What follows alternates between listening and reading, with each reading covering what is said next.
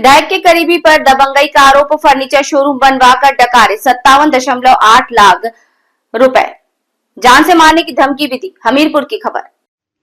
सत्ता की हनक और रसूख के बल पर एक गरीब ठेकेदार की मेहनत की कमाई हड़पने की सनसनीखेज मामला सामने आया। विधायक के बेहद खास माने जाने वाले नीलेश अग्रवाल पर फर्नीचर शोरूम बनवाने के बाद 57.8 लाख लगभग रुपए का भुगतान न करने और मामले पर जान से मारने की धमकी देने का आरोप है। पीड़ित संदीप विश्वकर्मा के अनुसार उन्होंने नीलेश अग्रवाल के लिए एक भव्य फर्नीचर शोरूम का निर्माण कार्य किया था।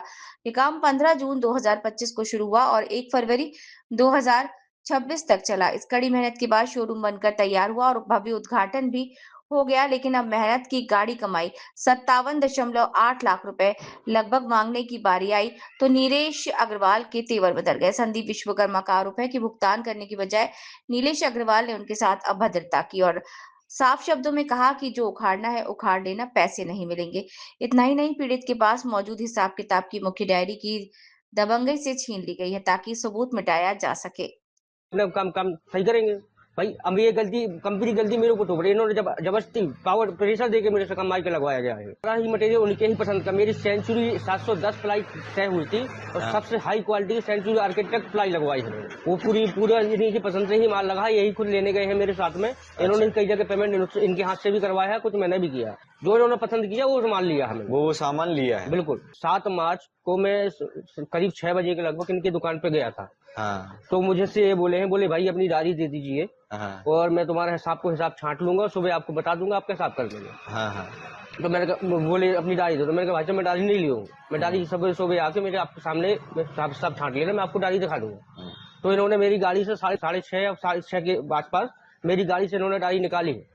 इनके यहाँ कैमरे लगेंगे, आप चेक करा सकते हैं। सारी डायरी मेरे पास सबूत जो भी हुए इन्होंने निकाल लिए, लेकिन कुछ सबूत मेरे पास मोबाइल में है मेरे पास, जो ऐसे सबूत हो कि इन लोगों को मैं जो भी करना चाहूँ हो सकता है मेरे पास। अच्छा, जैसे जब ये काम कर रहे थे जी, मतलब आप उनके यहाँ काम कर रहे थे, तो उस समय आपके साथ मौजूद थे? बिल्कुल, 24 घंटे वहीं उपलब्ध रहे। 24 घंटे? हाँ, उपलब्ध रहे। सुबह 6 बजे से मैंने काम स्टार्ट किया, पूरी सर्दियों भर काम चला है। वो शाम को 9 से 10 बजे काम बंद होता था। 15 घंटे काम कंटिन्यू कराया है मैं लेबर से।